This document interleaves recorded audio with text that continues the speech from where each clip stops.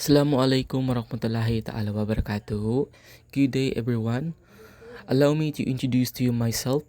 I am Gaddafi A. Maram Salik Jr. and today's reporter. And today we're gonna talk about the classroom climate and social emotional learning, or the SEL. Okay, what is classroom climate? Classroom climate is the overall feeling or atmosphere in the classroom. It comes from the interaction between the teacher, the students, and how they communicate with each other.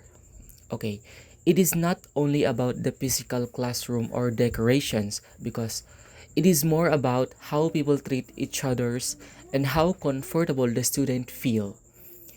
A good classroom climate is business like organized and clear, but also non-threatening, or in short, safe, respectful, and friendly. Number two, what makes a conducive classroom climate? A classroom is conducive for learning is when, number one, rules and procedures are clean. The students know what is expected of them. Number two is discuss from the first day. So, can everyone understands how the class will run? So, if it will run smoothly or not smooth.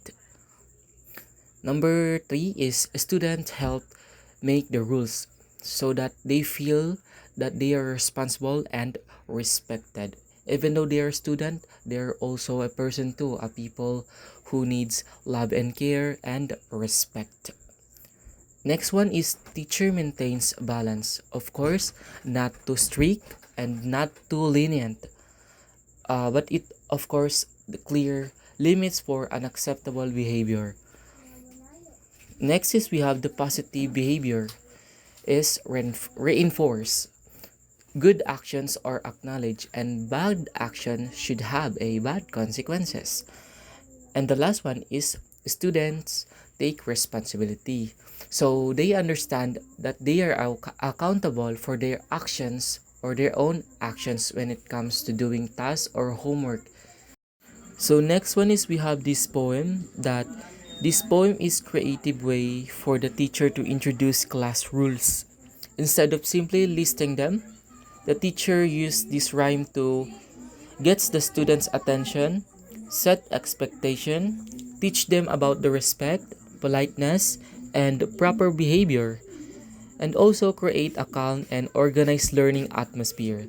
And this strategy also helps the classroom to become less threatening and more engaging.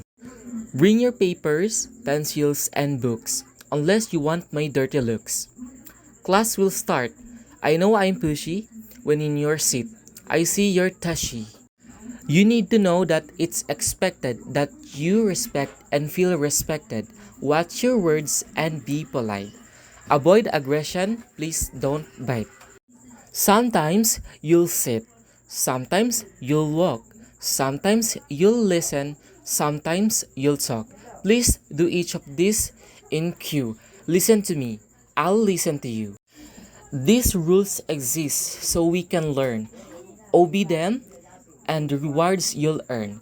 I also feel compelled to mention breaking rules will mean detention. If these rules seem strict and terse, please make suggestions but only in verse. And number four is the social emotional learning, or the SEL. SEL helps the students to manage emotions, build relationships to others, and make good decisions. We have five core competencies. And the first one is number one, self-awareness. Understanding your own feelings, strengths, weaknesses, and values includes here is the recognizing emotions, having confidence, believing that you can succeed. We must aware ourselves that we can do much better in our struggles and the pain. And number two is we have the self-management. This is to control our emotions, thoughts, and action. It includes our self-discipline, managing the stress, setting goals, and staying focused. If we can manage ourselves, we can do the possible things. For example, achieving dean list, achieving different kind of achievements like passing board exam in the future, or in short, a goal-oriented. Number three is we have responsible decision making by choosing actions that are safe, respectful, and helpful. Okay, it includes identifying problems, analyzing options, solving problems, and reflecting on choices.